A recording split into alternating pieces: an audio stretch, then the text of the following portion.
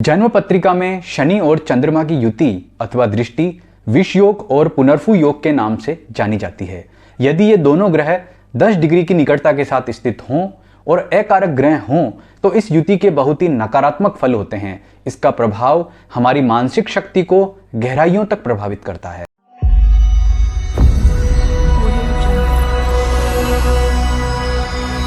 मित्रों नमस्कार, मैं हूं सुधाकर पुरोहित, आपका ज्योतिष मित्र। ज्योतिष डिविनेशन में आपका स्वागत है। इस वीडियो में हम बात करेंगे जन्म पत्रिका में शनि और चंद्रमा की युति से बनने वाले विष अथवा पुनर्फु योग के बारे में। क्या यह योग आपकी जन्म पत्रिका में बन रहा है या आप इस योग के शुभ और अशुभ योग के बारे में विस्तार से जानना चाहते हैं तो इस वीडियो को पूरा देखिए। और अभी तक आपने हमारे चैनल ज्योतिष डिविनेशन को सब्सक्राइब नहीं किया है तो अवश्य कर लीजिए और हमारी वीडियो के नोटिफिकेशन को प्राप्त करने के लिए बेल आइकन अवश्य क्लिक कीजिए। मित्रों, जन्म पत्रिका में जब शनि और चंद्रमा की युति हो अथवा दोनों का दृष्टि संबंध बनाए तो विष अथवा पुनर्फु योग बनता है। क्योंकि चंद्रमा हमारे मन का कारक है, हमें सर्वाधिक प्रभावित करने वाला ग्रह है, तो इस पर शनि ग्रह का प्रभाव इसके नैसर्गिक फलों को नकारात्मक रूप से प्रभावित करता है।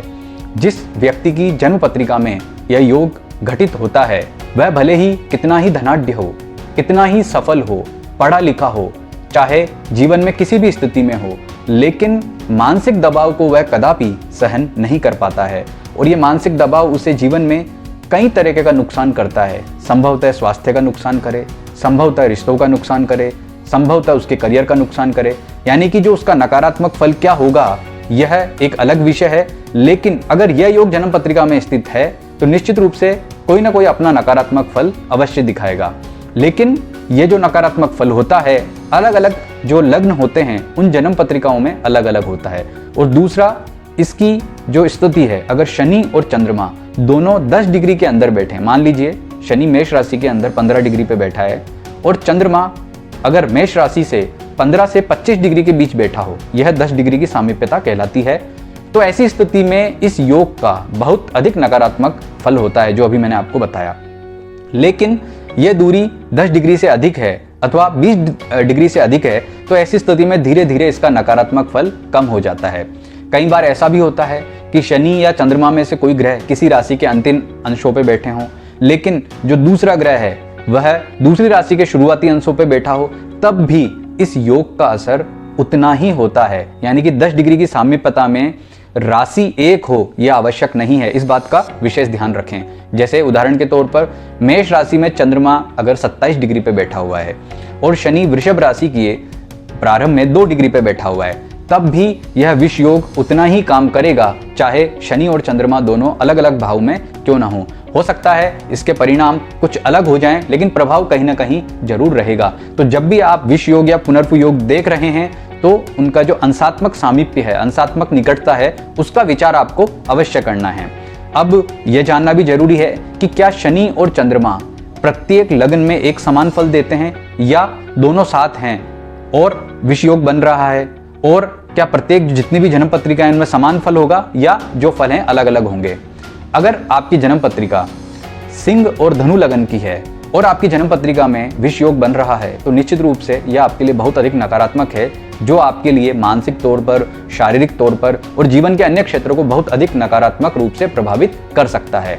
इसी तरह से अगर आपकी जन्म पत्रिका मेष, मिथुन, कर्क, मकर, कुंभ और मीन लगन की है तो नकारात्मक फल होंगे, लेकिन इससे जीवन का केवल एक पार्ट यानी कि जो एक भाग है वही प्रभावित होगा, दूसरा उससे अधिक प्रभावित नहीं होगा, लेकिन नकारात्मक फल आपको अवश्य मिलेंगे। और यदि आपकी जन्म पत्रिका में वृषभ, कन्या, तुला अथवा वृश्चिक लग्न की है तो ऐसी स्थिति में विष योग जो आपकी जन्म पत्रिका में बन रहा है, यानी शनि चंद्रमा की जो युति हो रही है अथवा आपस में जो दृष्टि है, उसका बहुत अधिक नकारात्मक प्रभाव आपकी जन्म पत्रिका में नहीं होगा, लेकिन माइनर यानी कि थोड़ा प्रभाव तो आपके ऊपर जरूर रहेगा। अब यह प्रभाव कैसा होता है, क्या होता है? चंद्रमा हमारे मन का कारक है और शनि जन्म पत्रिका में सर्वाधिक नकारात्मक है। चंद्रमा किसी भी ग्रह को अपना शत्रु नहीं मानता है, लेकिन शनि चंद्रमा को अपना शत्रु मानता है। यानी कि जब शनि जो है वह चंद्रमा को पीड़ित करता है। चंद्रमा हमारा मन है और शनि जन्म पत्रिका के जो नैसर्गिक फल हैं उसमें शनि को दुख और कष्ट का कारक माना गया है। यानी कि मन और दुख और कष्ट का मिलन हो रहा है। यह हमें हमारे जो भौतिक जीवन है उससे थोड़ा दूर ले जाता है, मतलब हमारी जो सोच है उसको थोड़ा सा अलग बनाता है। कई बार हम हमारे जो आसपास का माहौल है या हम जिस स्थिति में रह रहे हैं, और जब ये नकारात्मक योग होता है तो हम उस दबाव को या जो नकारात्मक अगर स्थितियां हमारे जीवन में बनती है, हम उसे जो है इतना अधिक उस दबाव को सहन नहीं कर पाते हैं, और इसका जो सर्वाधिक नकारात्मक प्रभाव होता है वह हमारे मन पर होता है। और मन पर नकारात्मक प्रभाव होते ही हमारा स्वास्थ्य भी प्रभावित हो सकता है, इससे हमारे रिश्ते भी बिगड़ सकते हैं और अन्य जो है नकारात्मक प्रभाव भी हो सकते हैं। इससे किस प्रकार बचा जाए?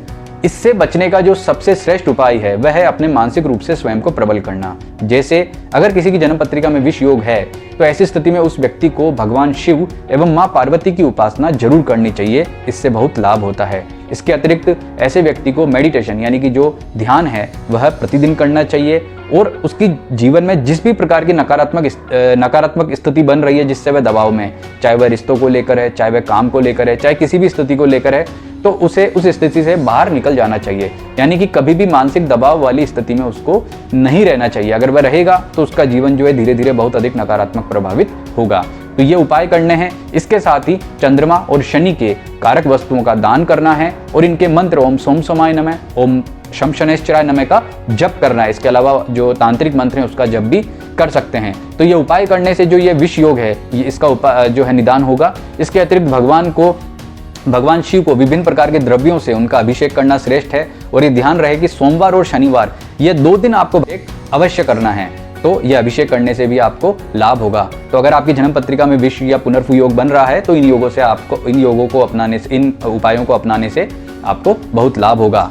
आपको यह वीडियो कैसा लगा यह कमेंट में जरूर लिखें, और अगर आपको ये वीडियो बहुत अच्छा लग रहा है, ज्ञानवर्धक लग रहा है, तो इस वीडियो को लाइक जरूर करें।